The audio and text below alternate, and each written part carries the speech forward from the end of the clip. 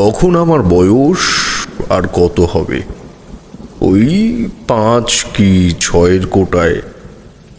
তোমাদের তো আগেই বলেছি, আমার বয়সী ছেলেদের সাথে আমার মন মানসিকতার মিল তেমনভাবে হয়ে উঠত না। কেবলই মনে হতো ওরা যে সকল বিষয় নিয়ে আলাপ আলোচনা করে তা আমার কাছে নিতান্তই অপ্রয়োজনীয় ও জ্ঞানলব্ধ। সেই সমস্ত দুষ্টুমি আর খুনসুটির বয়স আমি যেন অনেক সময় আগেই পেরিয়ে এসেছি। ফলে খেলাধুলোর পর একা একা কখনো কৈখালির মাঠে গিয়ে অথবা চৌধুরীদের পুকুর পাড়ে গিয়ে বসে থাকতাম। তো একদিন আমি এমনই পুকুরের সামনে বসে কি যেন ভাবতে ভাবতে জলের ভেতরে ছোট ছোট ঢিল ছুঁড়ে মারছি। জলের উপরে পড়া আমার প্রতিবিম্বটা ঢেউ খেলতে খেলতে সমস্ত তরঙ্গের সাথে বিভক্ত হয়ে যাচ্ছে।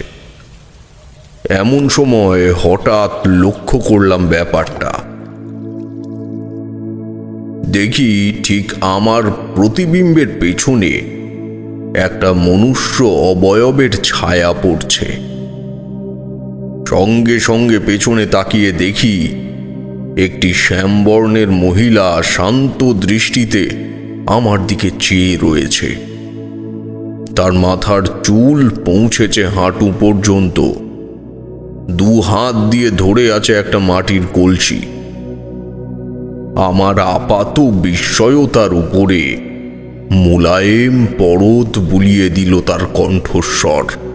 চল আমার সাথে, 2 দিন বাদে যখন আবার আসতেই হবে তখন শুধু শুধু অপেক্ষা করে কি করবি খোকা, চল।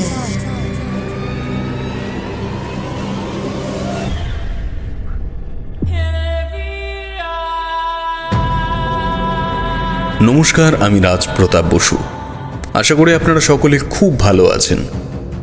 আমাদের রাজদেবী প্রোডাকশনে এর আগে আমরা একটি পরিবেশনা করেছিলাম, যে গল্পটির নাম ছিল তারানাথ তান্ত্রিক ও কালচক্রের সাধনা।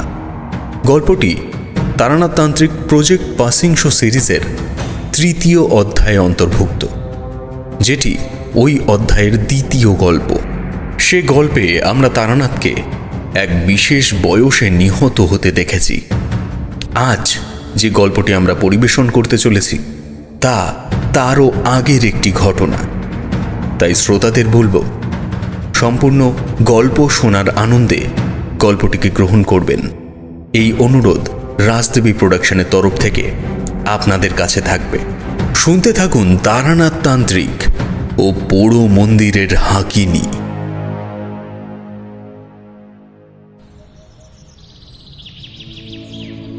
আমি তখন বিস্মিত দৃষ্টিতে ধীরে ধীরে উঠে দাঁড়িয়েছি। তার করুণ মাতৃত্ব ভরা মুখ আমায় যেন ঠাকুমার কণ্ঠে পঞ্চতন্ত্র শুনে ঘুমোনোর আগের অনুভূতির যোগান দিচ্ছে। কেমন যেন বিভোর হয়ে পড়ছি আমি। এমন সময় ঠিক আমার মাথার ওপর থেকে একটা কাক ডানা ঝাপটিয়ে সম্মুখের আম গাছটার ডালে গিয়ে বসল এবং ওই আকস্মিক ঘটনার নিরিখে আমার যেটুকু মনোসংযোগের ব্যাঘাত ঘটল, সেই ভগ্নাংশের বিরতির মাঝেই সামনের মহিলা উধাও। মুহূর্তের মধ্যে ঠিক ভুলের বিচারে অলৌকিকতার জয় হলো আমার ক্ষুদে মস্তিষ্কে। আমি প্রাণপণে দৌড়ে বাড়িতে চলে এলাম। মনের মধ্যে একটা সম্ভাবনা তখনই প্রশ্রয় পেয়ে গিয়েছিল আমার। সেটা হলো, যদি আমি এই ঘটনা বাড়ির কাউকে বলি তাহলে আমায় আর বাইরে বেরোতে দেবে না। কারণ গুরুজনদের কাছে তখন মাঝে মাঝেই খবর আসতো আমি একা একা মাঠে ঘাটে বসে থাকি। বাবা কাকারা কতটা গুরুত্ব দিত জানি না, তবে ঠাকুরদার মুখ দেখেই বুঝতাম যে উনি বেশ চিন্তিত হয়ে পড়তো এই প্রস্তাবে। একদিন ঠাকুরদা আমায় ডেকে প্রশ্ন করল, কিরে তারানাথ, বন্ধু বান্ধবের সাথে খেলাধুলা করতে ইচ্ছা করে না তোর? বললাম, দাদু আমার ভালো লাগে না তা নয়, তবে আমার অনেকের মধ্যেও খুব একা একা লাগে। কি যেন একটা করতে হবে, কিন্তু মনে আসে না। আসলে আমার অবস্থা তখন এমনই ছন্ন ছাড়া। মনের মধ্যে হঠাৎ হঠাৎ কিছু কথা ভেসে ওঠে, যার আগা মাথা আমি কিছুই বুঝতে পারি না। কখনো দেখি একটা ঘন জঙ্গলে আমি দাঁড়িয়ে আছি, কখনো বা মনে হয় কোনো বড় পাবৃত অঞ্চলের মধ্যে আমায় হাত ধরে টেনে নিয়ে যাচ্ছে একজন প্রাপ্তবয়স্ক যুবক। কিন্তু যতবারই এমন পটভূমিকায় নিজেকে পেয়েছি, কোনোবারই আমি বাদে যে গুটি কয়েক মানুষ সেখানে উপস্থিত থাকে তাদের মুখ দেখতে পারিনি। ঠাকুরদা আমার মাথায় হাত বুলিয়ে বললেন, চল তো কাল, তোকে একবার ব্রজভূষণের কাছে নিয়ে যাব। ব্যাপারটা একটু জেনে না নিলেই নয়। এই বজ্রভূষণ হলেন রামজয়পুরের পাশের গ্রামের একজন নাম করা জ্যোতিষী। রাতে খেতে বসে দাদুর মুখেই শুনলাম অনেক দূর দূর থেকে নাকি তার কাছে মানুষ ভাগ্য গণনা করতে আসে। সেদিন রাতটা এই উত্তেজনা নিয়েই ঘুমিয়ে পড়লাম যে কাল আমি আমার আগত জীবনের সম্পর্কে অনেক কিছু জানতে চলেছি। তোমাদের বলে বোঝাতে পারবো না কি পরিমাণ ব্যাকুল হয়ে উঠেছিল সেদিন এই খুদে তারানাথ। পরদিন সকালে গরুর গাড়ি চেপে রওনা দিলাম গন্তব্যের উদ্দেশ্যে। ঠাকুরদা উপঢৌকন বাবদ একটা পাকা কাঁঠাল তুলে নিলেন ছইয়ের মধ্যে। গ্রামের মেঠো পথের ওপরে গরুর গাড়ির চাকার শব্দ মিশলে তাতে যেন এক স্বর্গীয় আবহের সৃষ্টি হয়। ভেতরে বসে থাকা প্রতিটা মানুষের কথা যেন এক আলাদা মাত্রা স্পর্শ করে। একদিন সুযোগ পেলে ওই পরিবেশেও আমরা বসবো, কি বলো? সে যাই হোক, কথাটি তুললাম তার একটি কারণ আছে। ঠাকুরদার হাত ধরে বসে চালকের মুখের যে গুনগুন গান শুনতে পাচ্ছিলাম, তাও যেন বৃন্দাবনের লীলাভূমিতে শ্রীকৃষ্ণের বাঁশির ন্যায় মধুর লাগছিল। যদিও সে সুর আমি নিজের কানে কোনোদিনও শুনিনি, তবে ঠাকুমার বাচনভঙ্গি এতটাই সুনিপুণ ছিল যে মনে মনে ঘটনাকালীন পাত্রপাত্রীরাও যেন জীবন্ত হয়ে কথা বলে উঠত। কিশোরী বাধা দিয়ে বলল, তাহলে আপনার এই গল্প বলার ক্ষমতাটা বংশগতই। ভেবেছিলাম তারানাথ এই অনিচ্ছাকৃত বিরতির জন্য বোধহয় এখনই খাপ্পা হয়ে কিছু গরম কথা কিশোরীকে শুনিয়ে দেবে, কিন্তু হলো তার ঠিক উল্টোটা। মৃদু হেসে বলল, কথাটা মন্দ বলনি। শুধু ঠাকুমা কেন, ঠাকুরদার কাছেও পৌরাণিক গল্প কথা শুনতে রোজ সন্ধ্যায় প্রায় 20-30 লোকের আসর জমত, আর আমি হতাম ওই আসরের সব থেকে খুদে শ্রোতা। তাই গুরুমুখী বিদ্যা যে কিছু পেয়েছি এ বিষয়ে অস্বীকার করার জায়গা নেই। যাক, আমার গল্প একটু ধান ভাঙতে শিবের গীত হয়ে যাচ্ছে। সোজাসুজি কাহিনীতে আসি। বজ্রভূষণ জ্যোতিষীর বাড়ি পৌঁছানোর পর জানা গেল তিনি স্নান সেরে বাড়ির পেছনের শিব মন্দিরে গিয়ে বসেছেন। ঠাকুরদা আমার হাত ধরে সেখানেই নিয়ে গেল। আমায় দেখা মাত্রই জ্যোতিষ মশাই চমকে উঠলেন। পরিচয় আদান প্রদানের পূর্বেই ভ্রুকুটি করে ঠাকুরদার উদ্দেশ্যে বললেন, এই ছেলেটি কার? এর তো খুব বিপদ সামনে, এমনকি মৃত্যু সম্ভাবনা তুঙ্গে রয়েছে। সামনে আসা মাত্রই এমন কথা শুনলে যে কোনো মানুষ ভ্যাবাচ্যাকা খেয়ে যাবে। বংশানুক্রমে একটি বিশেষ সময়ের দোলা চলে, আপনার পরিবারের থেকে একটি করে পুরুষ গৃহত্যাগী হবে। মা তারার 4 সহচরী হলেন ডাকিনী, শাকিনী, রাকিনী আর হাকিনী। এদের নাম আশা করি আপনি শুনেছেন। আর এই 10 মহাবিদ্যার আধার হলেন মা তারা। সে তার সন্তানকে নেওয়ার জন্য হাকিনী পাঠিয়েছেন। তার বিপরীতে পাথর কবজ করার মতো স্পর্ধা আমার নেই। এই কথা শুনে মুহূর্তের মধ্যে আমার চোখের সামনে ভেসে উঠল চৌধুরীদের পুকুর পাড়ের কথাটা। ঠাকুরদার কপালে বিন্দু বিন্দু ঘাম জমে উঠল।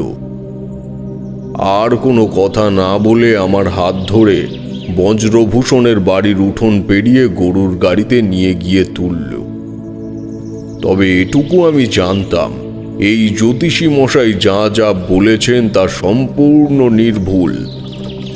কারণ গৃহত্যাগী হওয়ার সম্পূর্ণ লক্ষণ আমি নিজের মধ্যেই অনুভব করতাম প্রতিনিয়ত। কেবল মনে হতো এই রামজয়পুরে আমি আর বেশি দিন থাকতে পারবো না। ঠাকুরদা সারা রাস্তায় আমার মাথায় হাত বোলাতে বোলাতে নিঃশব্দে এলেন। বাড়ি ফিরে কাউকে কিছু না বলে নিজের ঘরে ঢুকে দরজা দিলেন।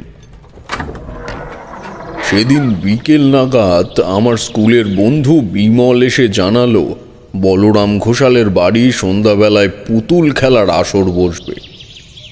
তাই আমি তার সাথে যাব কিনা সে শুনতে এসেছে। আমি শুধু মাকে জানিয়ে ওর সাথে বেরিয়ে পড়লাম।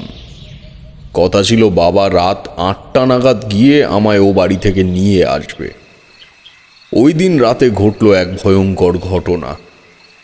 যে আনন্দ নিয়ে পুতুল খেলা দেখতে গেলাম সেরকম বিনোদনমূলক কিছু আমি পেলাম না, যেটা আমার মস্তিষ্ক থেকে সকালের ঘটনার প্রভাবটা কিঞ্চিত ম্লান করতে পারে। ফলে বাধ্য হয়ে বিমলকে বললাম, বিমল, আমি বাড়ি ফিরে যাই, আমার ভালো লাগছে না দেখতে। কেন রে তারা, কি হয়েছে? দেখ না, তাছাড়া একা একা বাড়ি যেতে পারবি তুই? তোর বাবা আসবে বললো যে নিতে। আমি বললাম, এইটুকুই তো বাড়ি, আমি চলে যেতে পারবো। এমন সময় পুতুল খেলার আসরে হাস্যরস মিশ্রিত কোনো ঘটনার প্রকাশ হলো বোধহয়। উপস্থিত সকলে হো হো করে হেসে উঠল এবং সেই সমবেত কণ্ঠে বিমল যে আমার কথার কি উত্তর দিল তা শুনতে পেলুম না। আমি ইতিমধ্যেই সেখান থেকে উঠে এসেছি। ঘোষালদের উঠোন পেরিয়ে রাস্তায় এলেই ঠিক তার বিপরীতে একটা পুরনো বট গাছ ছিল। তার নিচে বিগত দুয়েক উঁচু করে মাটি দিয়ে তৈরি করা একটা মা কালীর থান। ওই স্থানে গ্রামের অনেকেই শনি মঙ্গলবার ফুল মালা ও বাতাসা দিয়ে মায়ের আরাধনা করত। তবে সর্বজনীন বাৎসরিক কালী পুজোর দিন এই জায়গার রূপ হতো ভিন্ন। সে সময়কার বিশ্লেষণে গেলে এখন অনেক কথা বলতে হয়। যাক, রাস্তা পর্যন্ত এসেছি বাড়ি ফেরার উদ্দেশ্যে। লক্ষ্য করলাম বট গাছের ওই দিকটা খুব হালকা একটা লাল আলোয় উদ্ভাসিত হয়ে রয়েছে। অবাক হলাম, কিসের আলো ওখানে? কৌতূহলী হয়ে সেদিকে পা টিপে টিপে এগোতেই দেখলাম গাছটির পেছন থেকে সেই শ্যামবর্ণের শান্ত চেহারার মহিলা আমার দিকে নিষ্পলক দৃষ্টি রেখে এগিয়ে আসছে। আমার সহজাত প্রবৃত্তি থেকে পা আমার কখন পেছোতে শুরু করেছে খেয়াল করিনি। কিন্তু এটাকে খুদে মনের অসংলগ্নতা বলবো নাকি আমায় তখন সম্মোহিত করা হয়েছিল বলবো, আমি পেছনেই ঘোষালের উঠোনে ছুটে না গিয়ে বাড়ির দিকে দৌড়তে শুরু করলাম। কিছু দূর যাই আর পেছনে ঘুরে দেখি কি করে জানি না, প্রতিবার সেই মহিলাকে ঠিক আমার থেকে 10 হাতের দূরত্বেই দেখতে পাই। আমি নিশ্চিত সে আমার মতো ছুটছে না বা চোট পায়ে হেঁটেও আসছে না। তার চলন অপ্রাকৃতিক, নইলে এমনভাবে পিছু করা সম্ভব নয়। অবশেষে যখন বাড়ির উঠোনে পা রেখেছি, পেছন থেকে শুনতে পেলাম তার পরিচিত কণ্ঠস্বর। আজ আবার বাড়ি ফিরে এলি? কিন্তু আর কতদিন তারানাথ? তারপর আর কিছু মনে নেই আমার। শেষবার একটা জোরে মা ডাক দিয়ে অজ্ঞান হয়ে গিয়েছিলাম।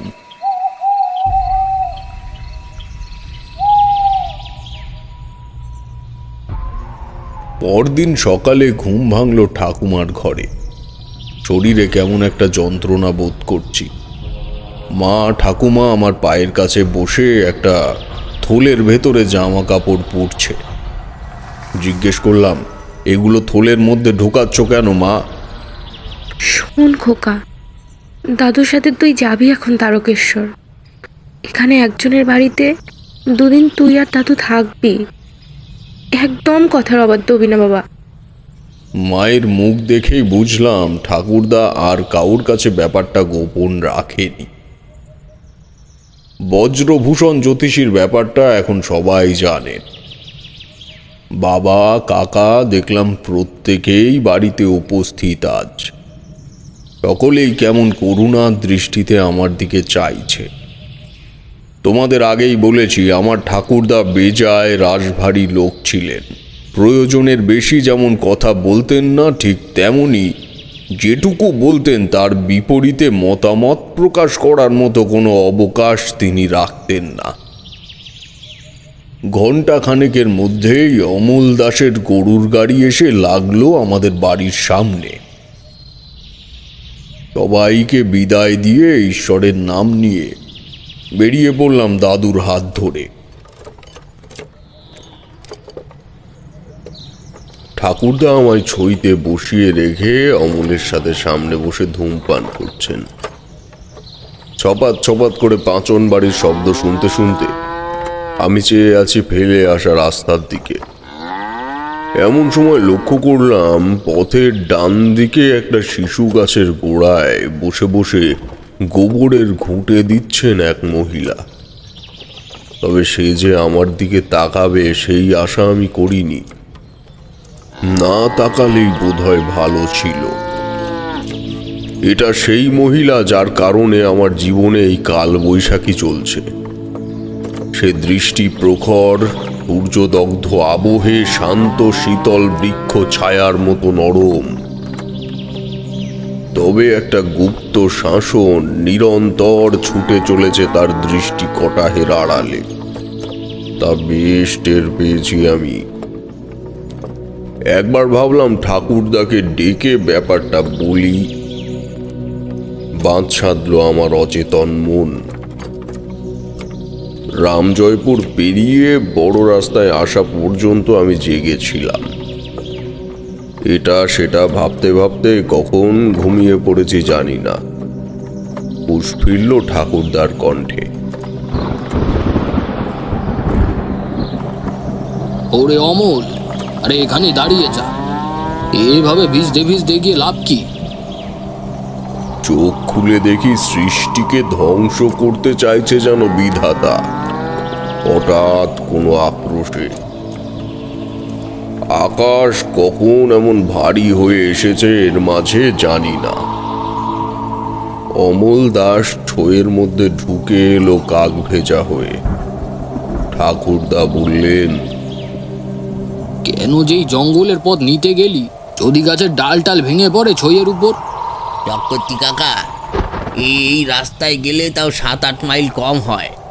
আর তাছাড়া আকাশের এমন অবস্থা হবে তা তো টের পাইনি। কি যে করি এখন, ফিরেও যাওয়া যাবে না আলো না জেলে। গরুগুলো মনে করছে বেলা শেষ হয়ে গেছে। বলা তো যায় না কোথায় কোন ডালপালা ভেঙে পড়ে আসে। বৃষ্টিটা না হয় একটু কমুক, তারপর কিছু করা যাবে ক্ষণ। ঠাকুরদার মুখ দেখলাম দুশ্চিন্তায় ঝুঁকে পড়েছে। নিচু গলায় বললেন, তীর্থপথে এমন বাধা, এ তো মোটেও ভালো ইঙ্গিত নয়। চল। এমন সময় বাইরের থেকে একটা তীক্ষ্ণ কণ্ঠস্বরের সাথে ভেসে এলো গরুর শরীরে পাঁচন বাড়ি পড়ার শব্দ।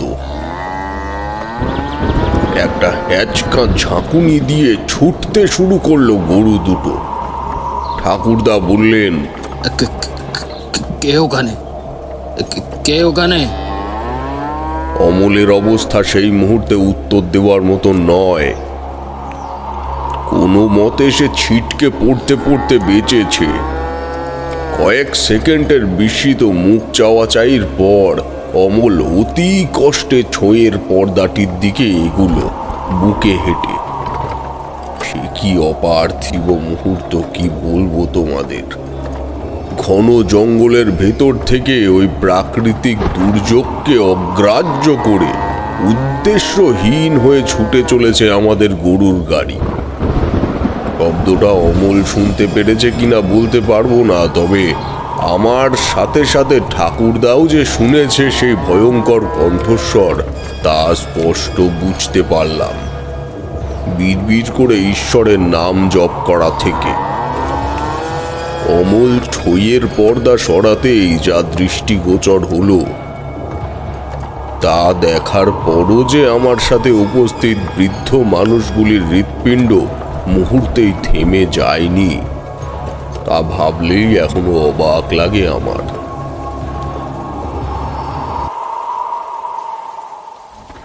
তারানাথ থামল। দেখলাম তার কপালে বিন্দু বিন্দু ঘাম জমে উঠেছে। পরিবেশটা হঠাৎ যেন অন্য এক জগতের জানান দিল আমাদের কাছে। এতটাই প্রবেশ করে যায় এই বৃদ্ধ বন্ধুর বাচনভঙ্গিতে যে কখন চোখের সামনেটা ঝাপসা হয়ে যায় বুঝতে পারি না। কিশোরী প্রশ্ন করল, আরে ঠাকুরমশাই এমন জায়গায় থেমে গেলেন? উফ, বলুন না তাড়াতাড়ি, তারপর কি হলো? একটা সিগারেট দাও। কিশোরী ব্যস্ত হয়ে পকেট থেকে একটা পাসিং শোয়ের প্যাকেট বের করে তার দিকে এগিয়ে দিল। তারানাথ সিগারেটে অগ্নিসংযোগ করে বলল, কাহিনী শোনার মজাটা এই জায়গার থেকেই সৃষ্টি হয়। এটাও ঠিক একটা জীবনের মতনই। নিরন্তর ছুটে চলা জীবনে কোনো কোনো সময় একটু থেমে যেতে হয়, তাহলেই বোঝা যায় আবার নতুন করে শুরুটা কত সুন্দর। শোনো তবে।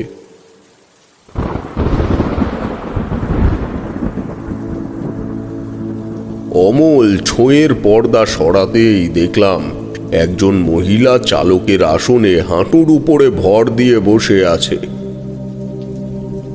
অন্ধকার জগতের কোন অলৌকিক বিচিত্রতার খেয়ালে জানি না তার সম্পূর্ণ দেহটি সামনের দিকে ঘুরে থাকলেও পর্দার ওপাশ থেকেও হয়তো এই দৃষ্টি আটকে ছিল আমাদেরই দিকে। ঠাকুরদার কণ্ঠস্বর শুনতে পেলাম, তারানাথ, আমার এদিকে চলে আয়। হায়, এদিকে। অমল কেমন পাথরের মূর্তির মতো চেয়ে আছে ঠাকুরদার চোখের দিকে। সে যেন বুঝতে পেরেছে এই অপ্রাকৃতিক পরিবেশের ব্যাপারে যেন আমার ঠাকুরদা আগের থেকেই কিছু জানে। চোখ চ্যাপটা করে প্রশ্ন করলে, চক্রবর্তী কাকা, আমার গরু দুটো তো আর বাঁচবে না। আপনি কোন বিপদ কাঁধে বাঁধিয়ে নিয়ে এনেছেন কাকা? ওরে অমল, মৃত্যুকে কি কেউ স্বেচ্ছায় আহ্বান করে? ঈশ্বরের নাম কর, ঈশ্বরের। এবার আমি বলেই দিলাম, দাদু, এই মহিলা আমায় পিছু করে বেড়াচ্ছে কয়েকদিন ধরে। ও তোমাদের ক্ষতি করতে চায় না, সে আমায় নিয়ে যেতে চায়। আমার জন্যেই এমন হচ্ছে।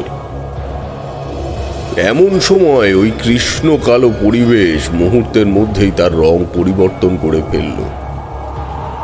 সবাই অবাক হয়ে দেখলাম ছোঁয়ের ভেতরটা হঠাৎ ভরে উঠেছে এক অযাচিত নীল আলোয়। গরুগুলিও হঠাৎ যেন শান্ত হয়ে নিজেদের স্বাভাবিক ছন্দে ফিরে এলো। অমল দ্রুত ছোঁয়ের পর্দা সরাতেই তার চোখ চ্যাপটা হয়ে এলো। নিচু গলায় বলল, ওটা কি? কিরে অমল, কি হয়েছে? বলে ঠাকুরদাও ছোঁয়ের বাইরে মুখ বাড়ালেন। কে উঠি? এমন সময় বাইরের থেকে একটা চিকন কণ্ঠ শুনতে পেলাম, গাড়ি নিয়ে পশ্চিমের দিকে চলে যাও এখন। সেখানে এক পুরনো রক্ষাকালী মন্দির আছে, ওখানে গিয়ে অপেক্ষা করো, আমি আসছি।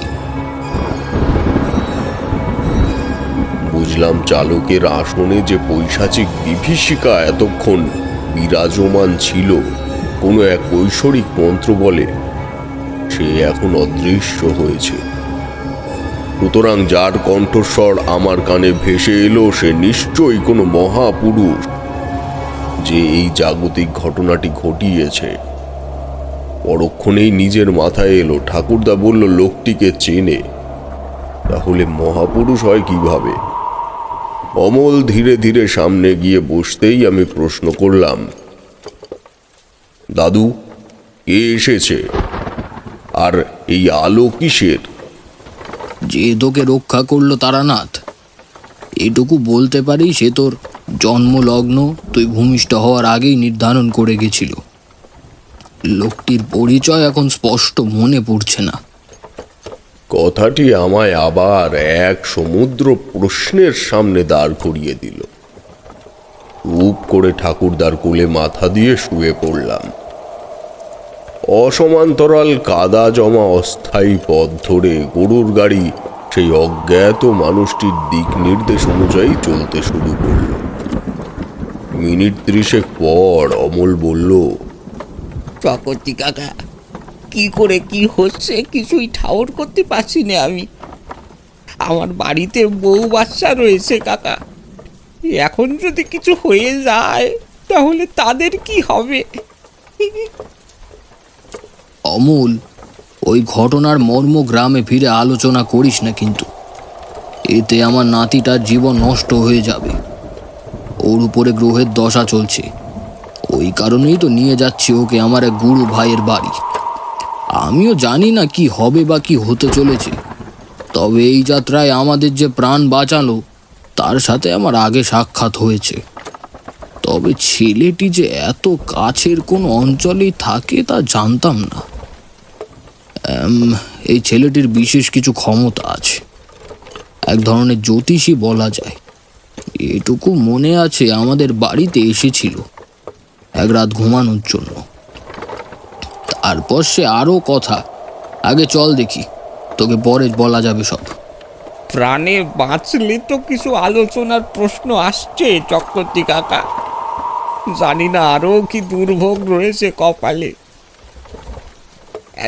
দেখো তো কাকা, ওই যে একটা মন্দির মতো দেখা যাচ্ছে না? আমি উঠে বসলাম।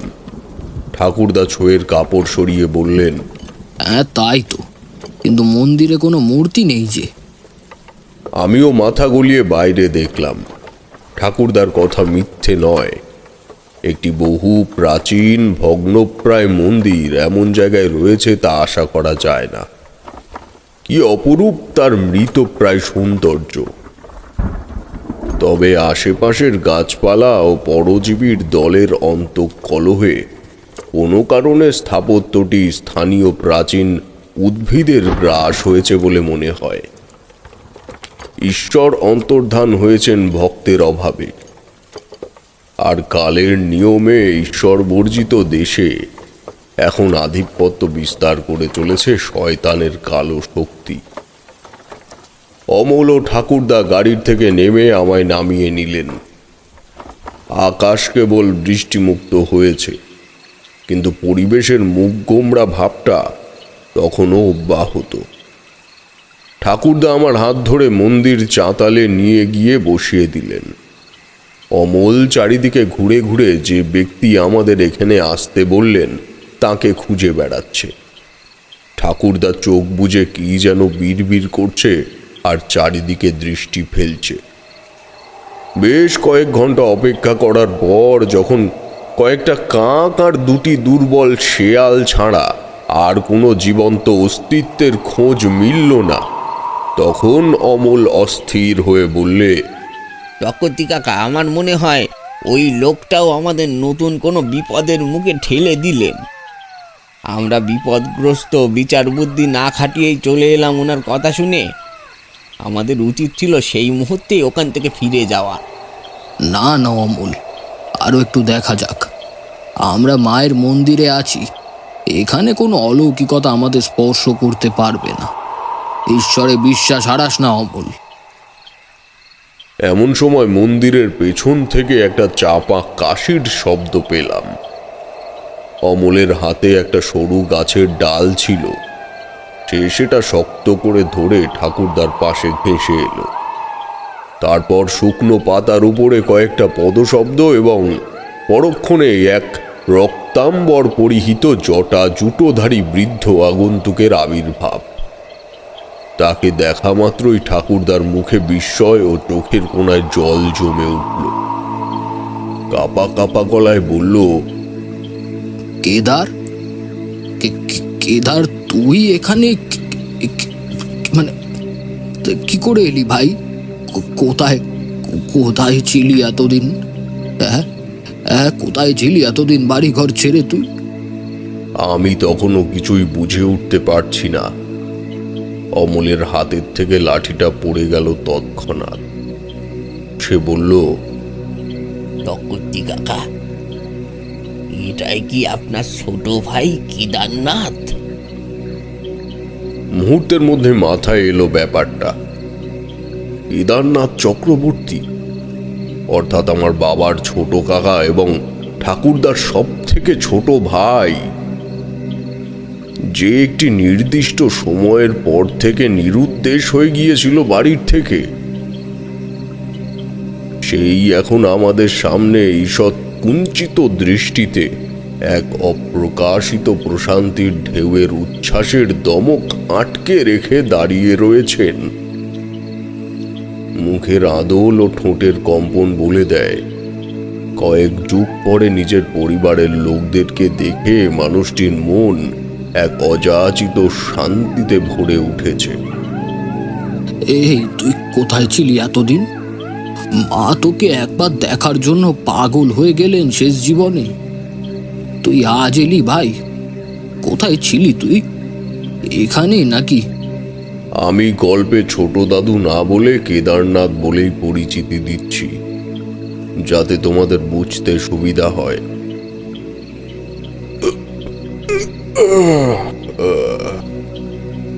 তোমরা বসো, আমি একটু চা নিয়ে আসি। কড়া লিকারের গন্ধ পেয়েছি, চারি বোধহয় নামালো। বলে তারানাথ উঠল। এই মানুষটা যে কি করে সমস্ত দিক খেয়াল রাখে তা মাথায় ঢোকে না আমাদের।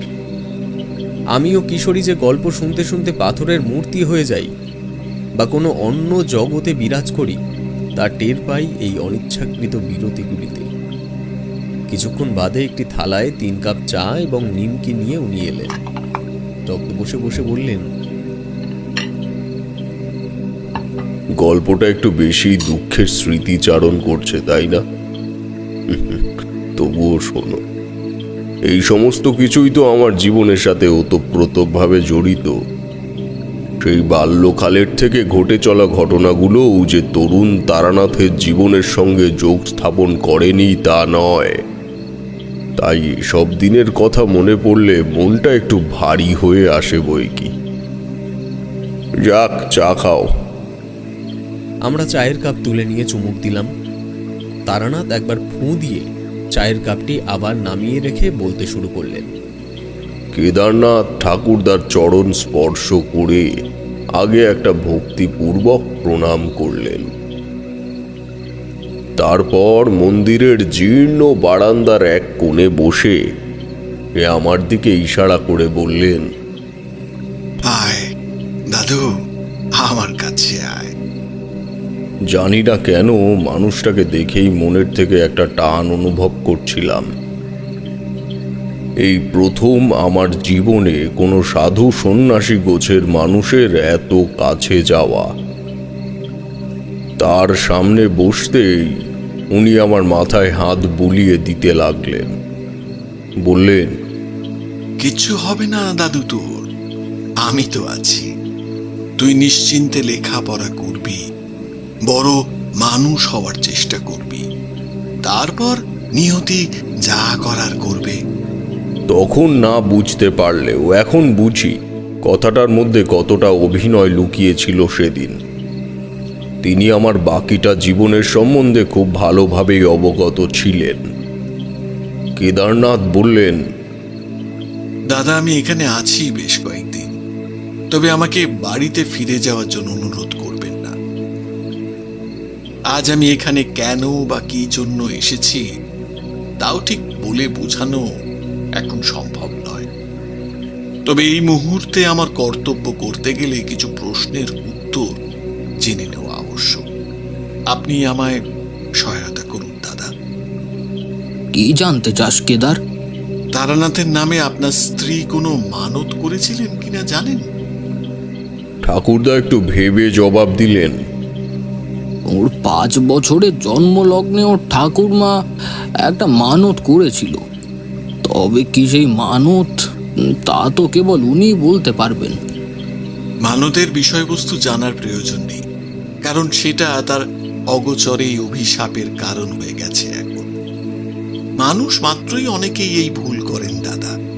মায়ের চরণে মানত করলে তা সঠিক সময় নিবেদন না করলে কালীমা রুষ্ট হন এবং একটি নির্দিষ্ট সময়ের পর থেকে সংকল্পিত ব্যক্তির পেছনে তার সহচরী হকিনী বা রকিনীকে ছায়ার মতো অনুসরণ করার নির্দেশ দেন।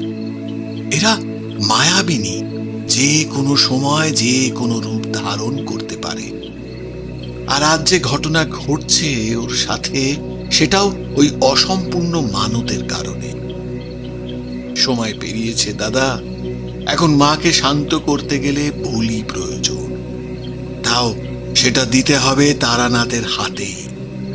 ঠাকুরদা ইতস্তত করে বললেন, মানে কি করে হবে বলি, বা কোথায় বা হবে পুজো? কেন অমর জীবন আপনাকে এখানে পাঠালো এখনো বুঝতে পারোনি দাদা? এই রক্ষাকালী মন্দিরেই সমস্ত ক্রিয়া সম্পূর্ণ করব দাদা, তবে আপনার সাহায্য দরকার আমার। তবে এই মন্দির কাদের, বা এখানে কোনো দেবী তো নেই। তুই কার আরাধনা করবি এখানে? কেদারনাথ ঈষৎ হেসে উত্তর দিলেন, আপনারা তাকে দেখতে পারছেন না দাদা। শুধু মূর্তিতে ঈশ্বর থাকে না, ঈশ্বর তো সর্বত্র উপস্থিত। বাকিটা তোমরা নিজেরাই দেখতে পাবে।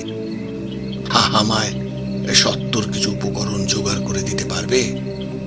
বল কি কি লাগবে, আমি আর অমল মিলে জোগাড় করে আনছি। এতক্ষণ পরে আমি অমলের দিকে চাইলাম। দেখি সে পাথরের মূর্তির মতো হয়ে কেদারনাথের দিকে ভক্তিপূর্বক দৃষ্টি আটকে দাঁড়িয়ে আছে।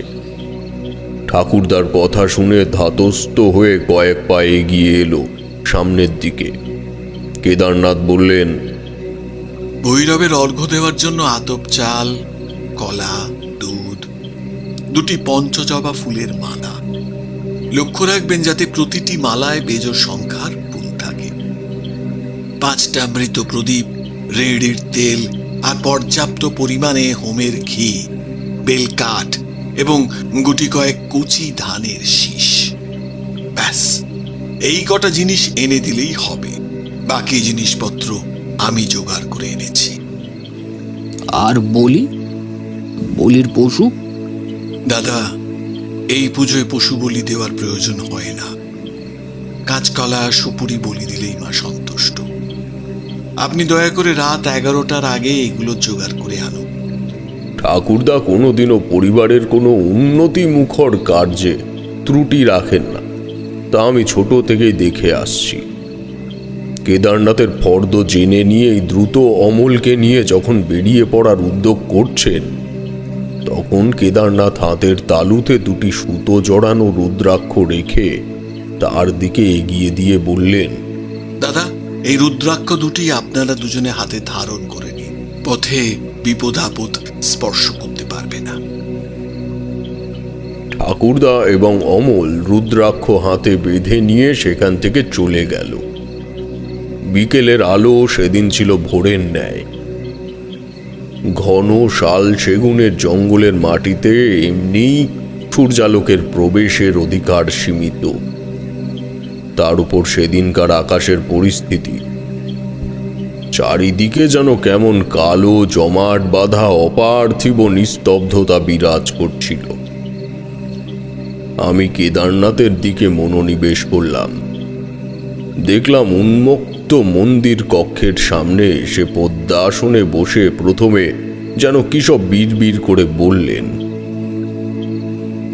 তারপর তার পুঁটলি টেনে নিয়ে তার মধ্যে থেকে একটি সিঁদুরের কোটোর মতন কিছু বের করে তার মধ্যে ছোট্ট একটি শিশি দিয়ে ঘি বা তেল জাতীয় কিছু ঢেলে দিয়ে তা গোলাতে শুরু করলেন।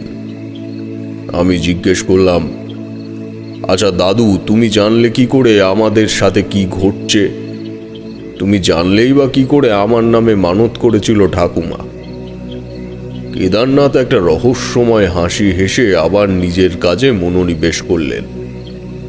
কিছুক্ষণ বাদে বললেন, দাদু, তোমার খবর আমি যেখানেই থাকি পেয়ে যাই। তোমার মরমে যেই জগৎ মাতার বীজ বপন হয়েছে তা বংশগত। এখন তুমি ছোট আছো বলে বুঝতে পারছো না, ধীরে ধীরে সব বুঝতে পারবে। তো একটা সময় বিপদ আসন্ন হলেও তুমি আগের থেকেই টের পেয়ে যাবে, কিন্তু এখন সেটা বোঝার ক্ষমতা তোমার হয়নি। সবাইকে পাঠিয়ে দিলাম এই কারণেই, তারানাথ, যাতে তোমায় একা আমি পেতে পারি। চোখের পলক পড়তে কেদারনাথের মুখের আদল বদলে গেল সেই নারীর হিংস্র মুখে। আমার দু চোখের মণি থেকে মস্তিষ্কে প্রবেশ করতে চাইছে তার জলজলে চোখের তীব্র লালচে জ্যোতি। তৎক্ষণাৎ মনে পড়ে গেল কেদারনাথই বলছিল হাকিনী বা রাকিনী মায়াবী শক্তিধারী হয়, অর্থাৎ সেই মহিলা এতক্ষণ কেদারনাথের চেহারা নিয়ে এতক্ষণ আমাদের মিথ্যে জালে ফাঁসাচ্ছিল। তবে তোমাদের বলে রাখি, ছোট থেকেই খুব ভীতু ছেলে আমি ছিলাম না। দাদু ঠাকুমার মুখে পঞ্চতন্ত্র শুনতে শুনতে তার সমস্ত প্রেক্ষাপট চোখের সামনে ভেসে উঠত আমার। সেই কাহিনীতেও এমন পিশাচিনী বা যক্ষিণীদের রূপ পরিবর্তনের কথা শুনেছিলাম, এবং তার সাথে এটাও শুনেছিলাম এই সকল মায়াবী রমণী কোনো মানুষকে অজ্ঞান করে ফেলে তার আত্মা নিয়ে বিচরণ করতে শুরু করে, যাকে এক কথায় এখন বলি সূক্ষ্ম দেহে বিচরণ। এখানে বলে রাখি, গল্প শুনলে শুধু বিনোদন অর্জন হয় না, তার প্রতিটা ছত্রে একটা মানুষের যে জ্ঞান বা অভিজ্ঞতার আধার লুকিয়ে থাকে তার থেকে শিক্ষা নেওয়াই হলো প্রকৃত শ্রোতার কর্তব্য। আমি কিন্তু সেদিন একজন ওই ধরনের শ্রোতা হওয়ার কারণেই বাকি ঘটনাটুকু ঘটাতে পেরেছিলাম। তবে তার সঙ্গে ঐশ্বরিক যেটা ঘটেছিল সেটাই ছিল আশ্চর্যের। যাকে প্রাথমিক বিশ্লেষণ না দিয়ে গল্পে ফিরে আসি। আমি লাফ মেরে বারান্দা থেকে নেমে পাশের জঙ্গলে ঢুকে খুঁজতে শুরু করলাম কেদারনাথের দেহ। মন কেন জানি না বলছিল, এই হাকিনী যখন মায়াবী রূপ নিয়েছে তখন কেদারনাথ সত্যি এখানে উপস্থিত ছিল, নইলে এই স্থানে বহু বছরের গৃহত্যাগী এক মানুষের উপস্থিতি এক বাক্যে মেনে নেওয়া সম্ভব নয়। সারা জঙ্গলময় যেন সেই পৈশাচিক হাসির উপস্থিতি দিক বিদিক কাঁপিয়ে দিচ্ছে সেই ভয়ঙ্কর প্রাপ্তির ধ্বনি। ঠাকুরদা তার ভাই ফিরে আসাতে খুশি হয়েছেন ঠিকই, কিন্তু আমি তার পরিচয় পাওয়ার পরপরই কিন্তু বিষয়টা নিয়ে ভেবেছিলাম অনেকবার। খুদে তারানাথ কম ধূর্ত ছিল না। হয়তো ঈশ্বর আমায় ভূমিষ্ঠ হওয়ার আগের থেকেই এই প্রকার নিম্ন শক্তির বিপরীতে লড়াই করার মনোবল দিয়েই পাঠিয়েছিলেন। ঠাকুমা সন্ধ্যাবাতি দেওয়ার সময় তারক ব্রহ্ম নাম করতেন শুনতাম, আমিও শুরু করলাম ঈশ্বরের নাম নেওয়া। ছুটে চলেছি নিরন্তর, দিক কাল সময়ের কোনো খেয়াল নেই তখন আমার। জঙ্গলের মধ্যে যেন ঝুপ করে সন্ধ্যা নেমে এলো। প্রেতের হাসিও হঠাৎ ম্লান হয়ে এলো কিছুক্ষণের জন্য। হাঁপাতে হাঁপাতে নিজের হাঁটুর উপরে ভর দিয়ে মাটির দিকে তাকিয়ে রয়েছি, তখন শুনতে পেলাম, তারানাথ, দক্ষিণে 20 পা হেঁটে এসো, তাহলেই পেয়ে যাবে তোমার গন্তব্য। চিনতে পেলাম গলার স্বরটি। এই কণ্ঠটাই শুনেছিলাম আমি গরুর গাড়ির ভেতরে বসে। ওই যেই লোকটি অমল এবং দাদুকে পথ দেখাচ্ছিল। আমি তখনও তাকে দেখতে পাইনি, এবারও ঘটল তাই। নিকষ কালো অন্ধকারের মাঝের থেকে কোন স্থানে দাঁড়িয়ে সে ব্যক্তি কথা বলছে তা ঠাউর করতে পারলাম না। অগত্যা তার বলা কথাটিকে আদেশ রূপে নেওয়া ছাড়া সেই মুহূর্তে আমার অন্য কোনো উপায় নেই। দক্ষিণ দিক বরাবর পা টিপে টিপে অন্ধের মতো 20 পা হাঁটার পরই পায়ে বাঁধল একটি মানুষের শরীর। হাতড়ে হাতড়ে তার চোখ মুখ আবিষ্কার করার পর বুঝতে পারলাম এই ব্যক্তিটি কোনো সাধারণ মানুষ নয়, ইনি নিশ্চয়ই সেই কেদারনাথ। মুখের দাড়ি ও চুলের জটা চিনতে আমার ভুল হওয়ার কথা নয়। হঠাৎ কেন জানি না মনে হলো মানুষটির মধ্যে প্রাণ সঞ্চার হয়েছে। মনে হলো তার বুকে মাথা দিয়ে একবার দেখি যে সত্যি হৃৎপিণ্ড চলছে কিনা। আর এই কাজটি করতে গিয়েই এমন একটি ঘটনা ঘটল যার বিন্দুমাত্র মানসিক প্রস্তুতি আমার মধ্যে ছিল না। তার বুকে মাথা রাখতেই আমি শুনতে পেলাম আবার একটি পূর্ব পরিচিত কণ্ঠ। সেই অদৃশ্য আগন্তুক যেন এই নিথর শরীরটির পাঁজর ফুঁড়ে আমার কানে কয়েকটা কথা বলে গেল। তোমার দাদুর ডান পায়ের বুড়ো আঙুল চেপে ধরে 3 বার এই কথাগুলি বলো। আমি এখানে তার বলা কথাগুলিকে অনুল্লিখিত রাখছি, কারণ বীজমন্ত্র উচ্চারণ করা যায় না যে কোনো সময়ে।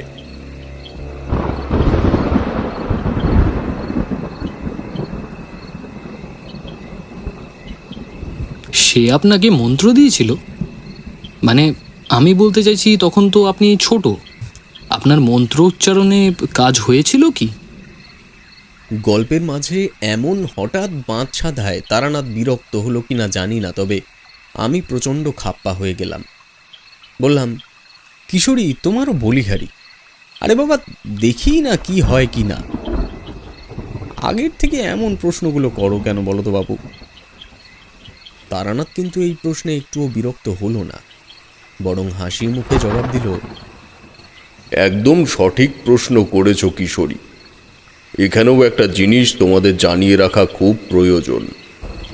সেটা হলো ব্রাহ্মণ সন্তানের পৈতে ধারণের দিন আমাদের পুরোহিত মশাই এক বিশেষ মন্ত্র জপ করে সেটি গলায় পরিয়ে দিতেন, এবং পৈতের অবমাননা এই সময় দাঁড়িয়ে যে পরিমাণে হয়ে চলেছে আমরা কিন্তু নিষ্ঠাচার মেনেই সবটা পালন করে এসেছি। আর আমার বিশ্বাস সমস্তটার পেছনে সেদিন আমার এই পৈতেটাই বাকি অলৌকিক কার্যগুলি সঞ্চালনা করতে আমায় সাহায্য করেছিল। যদিও তা নিয়ে আমার মধ্যে এখনো সংশয় রয়েছে। যাক সে কথা। আমি যেন সেই মুহূর্তে কোনো অদৃশ্য অবয়বের হাতের পুতুল হয়ে গেছি। হামাগুড়ি দিয়ে পড়ে থাকা দেহটির পায়ের কাছে পৌঁছালাম। তার ডান পায়ের বুড়ো আঙুল ছুঁয়ে শিখিয়ে দেওয়া মন্ত্রটি 3 বার উচ্চারণ করতেই মানুষটি গুমড়ে উঠল। আমি বিস্মিত হয়ে বললাম, দাদু, তুমি ঠিক আছো? তারানাথ, তারানাথ, তুই এখানে কি করছিস?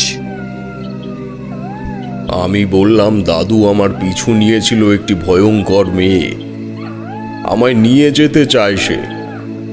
তুমিই বললে যে কালী মায়ের মানত দেওয়া হয়নি বলে ঠাকুর আমার পেছনে হাকিনীর ছায়াকে ঘোরাচ্ছে, কিন্তু পরে গিয়ে বুঝলাম। বুঝেছি দাদু, সে আমায় অচৈতন্য করে তোদের মায়াজাল দেখিয়েছে। কিন্তু আজ আর একটু দেরি হলেই আমার প্রাণ যেত। আমার এতটুকু নাতি আমার প্রাণ বাঁচালো আজ। আমি বললাম, দাদু, আমি বাঁচাইনি তোমার প্রাণ। একজন অদৃশ্য মানুষ আমায় যেমন যেমন বলেছেন, শুধু আমায় নয়, ঠাকুরদাকেও যা যা বলেছেন তাই তাই করেছি। উনিই সমস্তটা করলেন, কিন্তু দেখতে পেলাম না তাকে। উনি তোকে দেখা দেবে না দাদু। সে তোর পথ প্রদর্শক হয়ে রয়ে যাবে এভাবেই আজীবন। এই মানুষটির উল্লেখ তোর জীবনে বেশ কয়েকবার পাবি দাদু, তবে সাক্ষাৎ একবার হবে, কবে কিভাবে তা আমি জানি না। সেদিন প্রথম শুনেছিলাম এই নামটি, অমর জীবন। কৌতূহলী হয়ে প্রশ্ন করলাম, দাদু, এরকম কি কোনো মানুষের নাম হয়? তার ব্যাপারে তোমায় নিজেকে জানতে হবে। এই অনুসন্ধান তোমার কর্তব্য। এখন আর সময় নষ্ট করা ঠিক হবে না। চলো দাদু, আমরা মন্দিরের দিকে যাই। সেই দিন থেকেই মনের মাঝে জায়গা করে নিয়েছিল এই নামটি।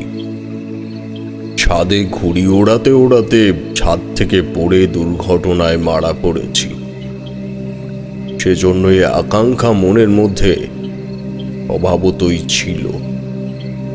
এ কারণে পরবর্তী জন্মে জাতিস্বর হয়ে কেদারনাথ ও অমর জীবনের অনুসন্ধানে বেরিয়ে পড়েছিলাম। যাকে সেসব কথা, এসব পরে বুঝিয়ে বলবো, বা বিভূতিকে আগে বলেছি, বা অনেকেই এখন জানেন। জঙ্গলের মধ্যে দিয়ে কিছুটা এগোনোর পরপরই শুনতে পেলাম ঠাকুরদা ও অমলের গলা। তারানাথ, তারানাথ, কোথায় গেলি তুই? কেদার ভাই, কোথায় গেলি? দেখলাম দুটি অগ্নিপিণ্ড ইতস্তত আলো ফেলতে ফেলতে জঙ্গলের মধ্যে ঘোরাফেরা করছে। সেদিকে এগিয়ে গেলাম আমরা দুজন। আমাদের দেখতে পেয়ে ঠাকুরদা উন্মাদের মতো দৌড়ে এসে আমার দুটি গালে হাত বুলিয়ে দিলেন। বললেন, ওকে কোথায় নিয়ে গেছিলি কেদার? আমার তো জীবনটাই বেরিয়ে যেত আরেকটু হলে। চলুন দাদা, আমি আপনাকে সবটা বলছি। একটা বিশেষ পুজো করতে হবে। আশা করি আপনারা সবটা জেনেছেন এক ছলনাময়ীর কাছ থেকে। তবে আমাদের বংশে তারানাথের মতো সাহসী ছেলে জন্মেছে, এটাই আমায় অবাক করছে দাদা। তার জীবনশৈলীর ব্যাপারে সব খবরই আমি পেয়েছি এর আগে। আজ নিজে চোখে দেখলাম। ছলনাময়ী বলতে? চলুন মায়ের মন্দিরের সামনে গিয়ে আপনাদের সবটা বলি। সে আশেপাশেই উপস্থিত আছে। আমাদের হাতে সময়ও খুবই কম। কেদারনাথ ঠাকুরদা নিয়ে আসা সমস্ত পুজোর সামগ্রী গোছাতে গোছাতে সমস্ত ঘটনাটা পুঙ্খানুপুঙ্খভাবে সবাইকে বলল। কথাগুলি শুনে তারা কেবল অবাক নির্বাক হয়ে বসে রইল। আমার ঠাকুরদার দাম্ভিকতা, এক বচনীয় দৃষ্টিভঙ্গি বদলে গিয়ে কেমন যেন নরম মনস্ক হয়ে গেলেন মুহূর্তের মধ্যেই। সমস্ত সামগ্রী গুছিয়ে নিয়ে কেদারনাথ মন্দিরের গর্ভগৃহে প্রবেশ করলেন। তবে সেখানে কোনো প্রদীপ বা আলোকউৎস জ্বলল না। বেশ খানিকক্ষণ সেখানে কিছু কার্য নিঃশব্দে সেরে বাইরে এসে ঠিক মন্দিরের দরজার সোজাসুজি মুখ করে একটা ষষ্ঠাঙ্গে প্রণাম করে শুকনো বেল কাঠ দিয়ে ধুনি বানালেন। তোমাদের তো আগেই বললাম, ঠাকুরদা জোগাড় যন্ত্রে কোনো ত্রুটি রাখতেন না কোনো কালে। ওইটুকু সময়ের মধ্যে অমলকে নিয়ে ফর্দে যা যা লেখা ছিল তার প্রায় 3 গুণ উপকরণ কিনে নিয়ে হাজির হয়েছেন সেখানে। গ্রামের খাঁটি ঘি, সংরক্ষিত শুকনো বেল কাঠের সংস্পর্শে আসতেই তার উজ্জ্বল লেলিহান শিখায় আলোকিত হয়ে গেল গোটা মন্দির চত্বর। বাঁ হাতের তর্জনী ডান হাতের কুনুইতে স্পর্শ করে সেই যে ঘি ঢেলে চলেছে আমাদেরই এক বংশধর, তার শারীরিক প্রকৃতি না দেখলে তোমরা সে দৃশ্যের পবিত্রতা বুঝতে পারবে না। দেখলে মনে হয় রূপকথায় শোনা স্বয়ং মহাদেবের দেহ অবয়ব চোখের সামনে দেখতে পাচ্ছি। কেদারনাথই বটে। হঠাৎ শুনলাম অমল আঁতকে উঠে মুখের থেকে কেমন একটা শব্দ করে উঠল। এটা কি করে সম্ভব? এ কি সব করছি কাকা? তার দৃষ্টি অনুসরণ করে দেখলাম যে ঘরের ভেতরে এতক্ষণ কেবল অন্ধকার ছিল, এবং যেখানে প্রথমে এসেই দেখেছিলাম শূন্য কক্ষ, সেখানে এখন একটি কোজাগরি মা কালী প্রতিমা বিরাজিত হয়েছে। এর পরের ঘটনা আমরা আর দেখার সুযোগ পাইনি। কোনো মন্ত্র বলেই হোক বা এমন অপার্থিব ঘটনা চোখের সামনে ঘটে যাওয়া থেকেই হোক, তিনজনই জ্ঞান হারিয়েছিলাম।